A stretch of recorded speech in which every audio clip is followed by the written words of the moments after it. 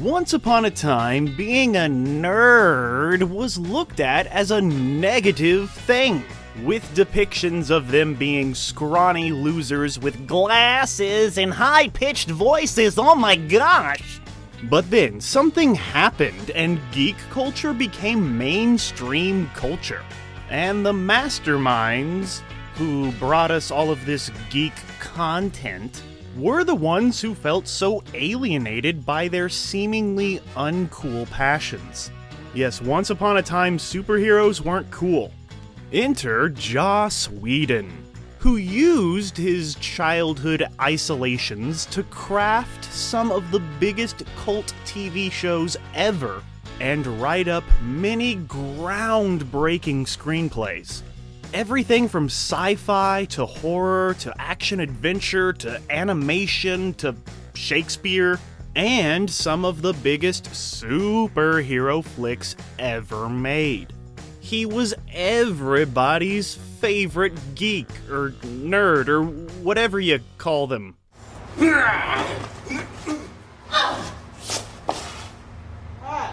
But behind closed doors, there seemed to be a different tale. A story of a man so consumed with ego that he made everyone else tremble in terror around him.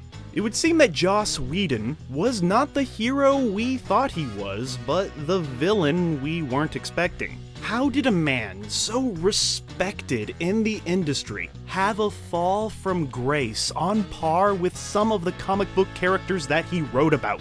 It's time we find out just what the fuck happened to Joss Whedon. Oh, god damn it, blah blah blah. There. Now you've got the behind the scenes ugliness.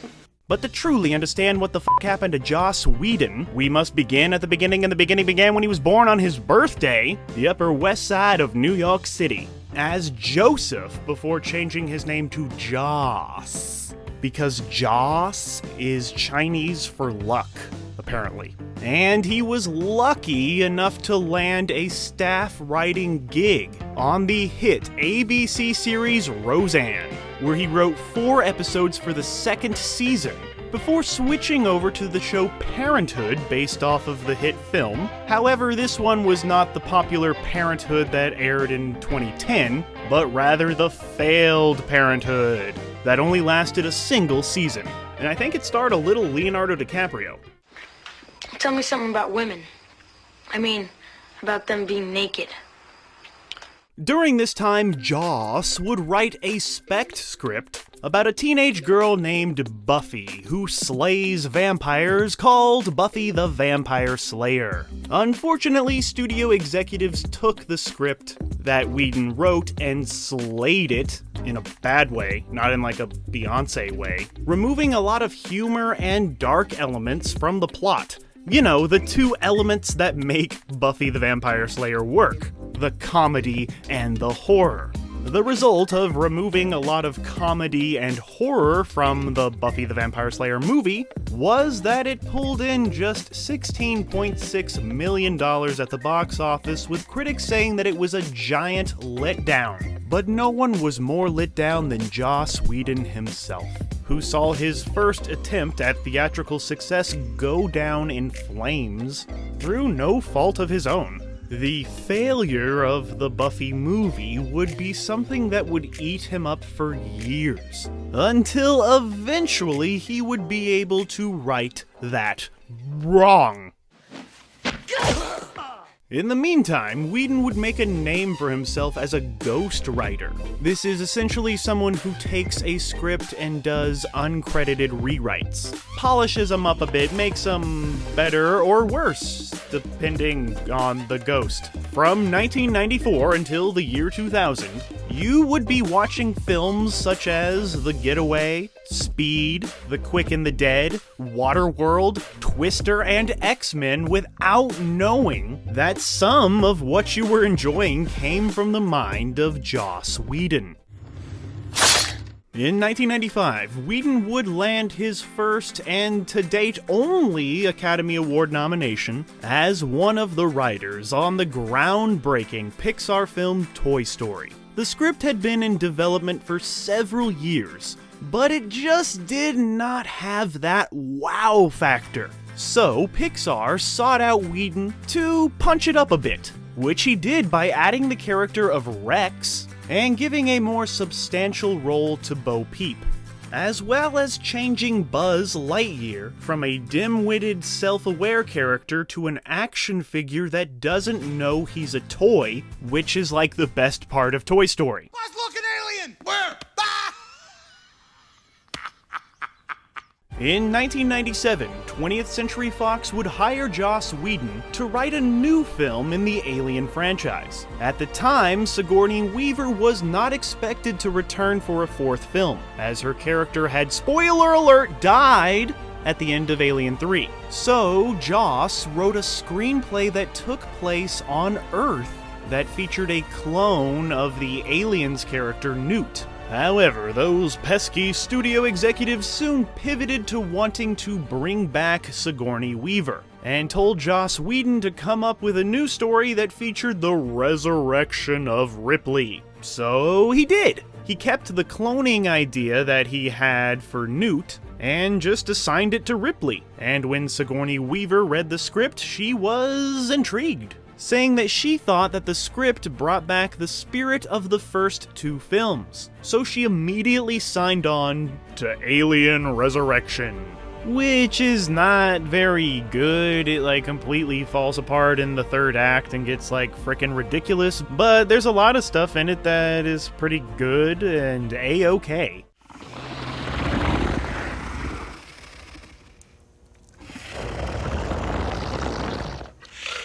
With two interesting scripts produced into films he didn't enjoy, Joss Whedon was losing faith in the entertainment industry and the art of cinema. But then, Dolly Parton's Sand Dollar Studios called him and told him that they loved the original script for Buffy the movie that he originally had submitted, that they completely changed, and the studio asked him to film a short pitch video for executives at Warner Brothers Television. This idea kind of intimidated Joss, as he had never directed anything before, but he loved the idea of actually being able to get what he had originally envisioned on film.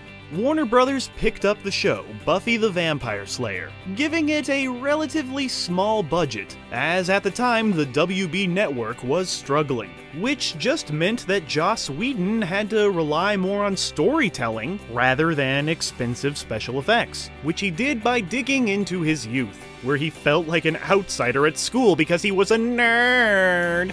During the course of the Buffy the Vampire Slayer show, Joss Whedon would be nominated for several awards, including an Emmy for Outstanding Writing for a Drama Series, and a Bram Stoker Award for Best Screenplay for the episode Hush.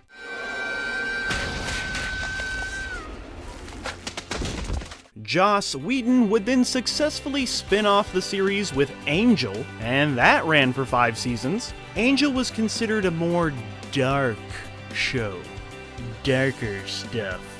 The show was unceremoniously canceled after season 5, which caught Joss Whedon off guard, as he thought that after 100 episodes, the show was really coming into its own.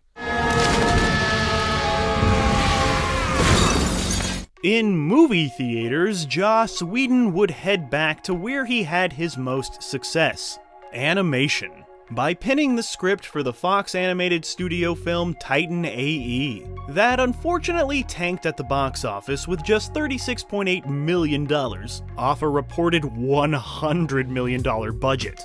Back to TV. Whedon would solidify his geek god status by creating the space western Firefly, which, despite garnering a very dedicated fan base, only ran for a single season with just 14 episodes produced.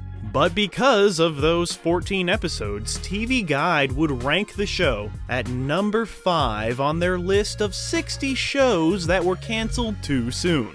Joss Whedon developed the show after reading the book The Killer Angels, which is about the Battle of Gettysburg, and became fascinated by telling a story about people who fought on the losing side of a war. but he put it in space.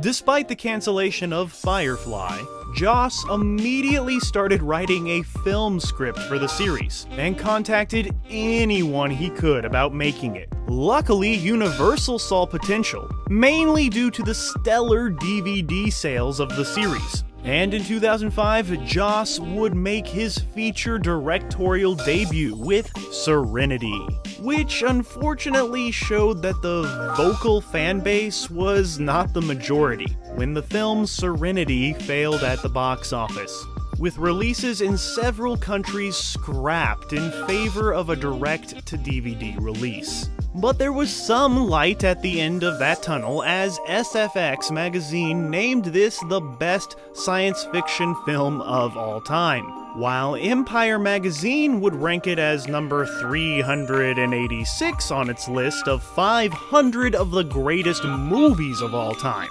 After these perceived failures, Joss Whedon took a bit of a break, but he would take on some guest directing gigs on shows such as The Office and Glee, but would step back into the world of sci-fi television by creating another short-lived but now cult classic, Dollhouse, which would only air for 2 seasons before being cancelled. Cancelled like Joss Whedon is now. Dollhouse starts Tuesday, June 9 after Top Model, Fox 8. After making the Creative Arts Emmy-winning Dr. Horrible's sing-along blog, Whedon would make his way back to the big screen by co-writing the horror comedy Cabin in the Woods in 2012, which is one of the best horror films in the last 15 years, in my most humble of opinions, and my opinions are always humble. The screenplay is reported to have been written in just 3 days. And yeah, Cabin in the Woods, it really is like the perfect Joss Whedon screenplay. Totally got his style all over it. It infuses those sci-fi horror tropes with genuine laugh-out-loud comedy, LOL, while also making fun of, satirizing, the very genre they're making. I went into Cabin in the Woods not knowing anything about it. I was just like, oh, okay, this is a generic Cabin in the Woods horror movie. Okay, I hope it's fun. And then, bam! What? Oh, this is not what I thought at all. This is amazing. This is really creative and different. And yeah, after Cabin in the Woods, you can't really look at a horror movie the same way again. But the biggest turn for Joss Whedon was waiting just around the corner. Marvel Studios had built up an increasingly successful arsenal of films, starting with 2008's Iron Man, which teased some sort of a Avengers initiative in the post-credits scene. But who could direct such a massive endeavor that would bring together all of the biggest superheroes of the moment for an epic mashup? This sounds like a job for Joss, who of course grew up reading these comic books and had earned his stripes writing for Marvel Comics over the years, actually. So yeah, and you have to remember, at the time, for some reason, everybody thought that you could only have one superhero in a movie. There's no way you could fit a Captain America, Iron Man, Hulk, Black Widow, Hawkeye, Thor, the whole bunch. There's no way you could squeeze all of them into a movie and have it be good. That's what we thought for some reason, and Josh made the Avengers movie and proved that it is possible. Now every superhero movie has 12 superheroes in it.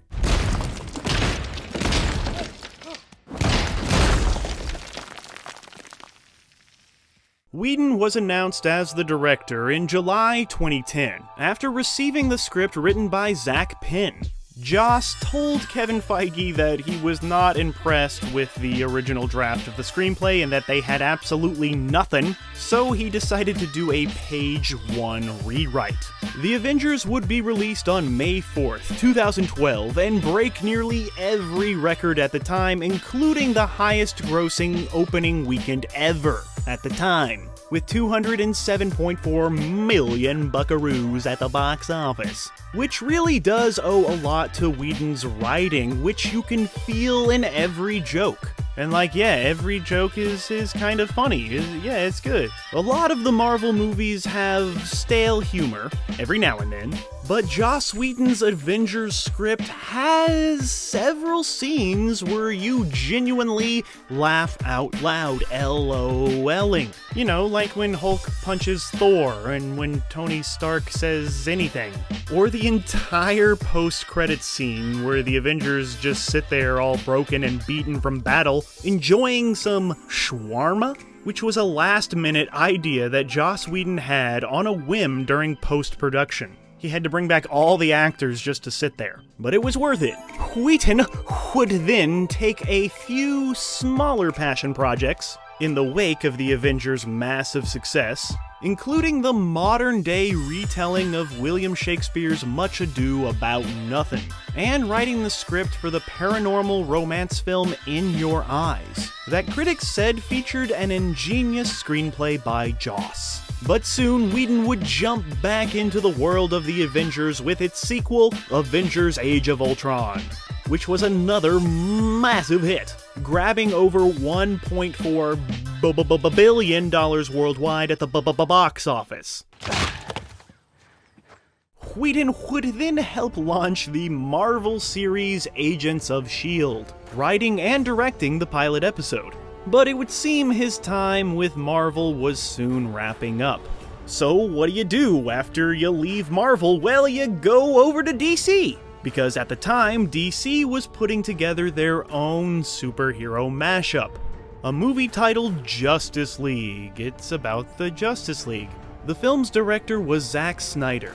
And this Justice League movie that Zack was making was very dark. This reportedly did not sit well with those Warner Brothers and their sister Dot, who thought that Zack Snyder's first two films were too dark and lacked that fun aspect of those Marvel movies. Not the dark and depressing DC movies. But sadly, during production, Zack Snyder suffered an unimaginable family tragedy that forced him to leave the still shooting project. So here comes Joss Whedon again, who had written a Wonder Woman script for the company that never got made, to do some punch-ups to the script and lighten the tone a lot. So yeah, when Zack Snyder unfortunately left the film, the studio then asked Joss Whedon to step into the director's seat to finish shooting the movie. And according to many, Joss Whedon came in and did an almost complete page one rewrite, while the film's original writer, Academy Award winner Chris Terrio, called the theatrical cut of Justice League an act of vandalism, and tried unsuccessfully to get his name removed from the movie. Ride ain't over yet. My man. And this is where the decline of Joss Whedon began. For many people in the industry, it was a well-known secret that Joss Whedon was a bully. It seemed that the first huge public blow came in November 2017, where his ex-wife wrote a blog calling Joss Whedon a hypocrite who preached feminist ideals yet called him out on all of his secret affairs he had over the years. From there, the floodgates seemed to open, with many going back through his work and finding problems with the way he sexualized and marginalized his female characters. Even though, at the time, everybody praised him as a feminist icon or whatever.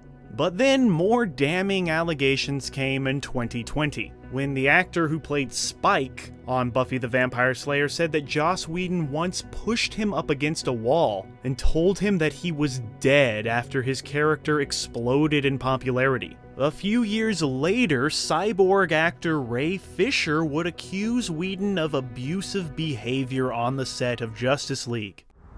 Booyah. More and more people would come out and detail the abuse they suffered at the hands of Joss Whedon.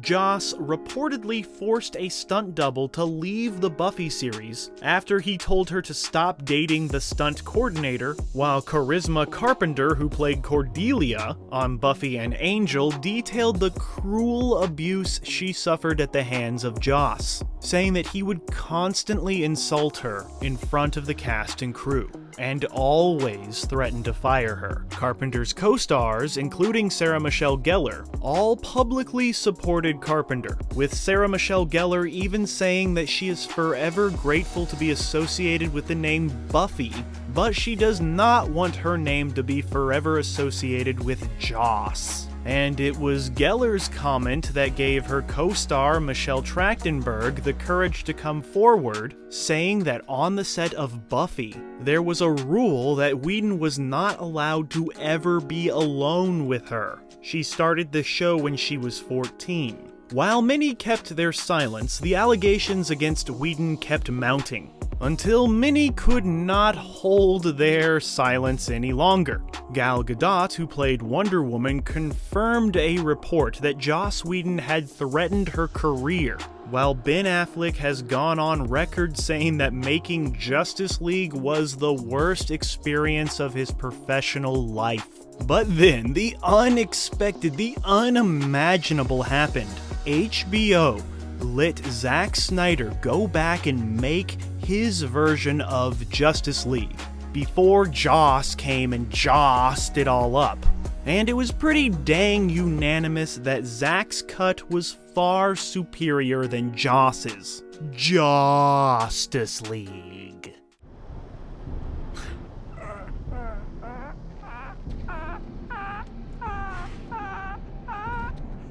Whedon would try to clear his name in a New York Magazine profile in 2020, titled The Undoing of Joss Whedon, that many believe was the final nail in the coffin of his career. In this article confession, he tries very hard to frame his professional career in a way that makes him out to be a passionate hero. But all he really does is confirm everything that everyone has said about him. He doesn't seem to actually take accountability for the misery he put so many people through. It all came off as a bit self-righteous. And it would seem that it did take a toll on his career, because since 2017's Justice League, Joss Whedon has only had one project in development, the HBO series The Nevers, with HBO simply saying that they mutually parted ways with Joss Whedon. But for now, it seems like Joss Whedon is playing the lay-low game. Hollywood is a town of forgiveness. Well, it used to be. And the allegations against him aren't at that Harvey Weinstein, Bill Cosby level, so it may very well be possible that with time, and a massive dose of humility and hubris, that we could see Joss Whedon return to the world of crafting characters that form massive followings. But yeah, forgiveness is something that must be earned. So yeah, only time will tell. But in the meantime, I will still enjoy and remember all the wonderful stories and characters that he brought to life. But not his version of Justice League. So you can give a fuck if you want to give a fuck about what the fuck happened to Joss Whedon, because there's a lesson in there somewhere.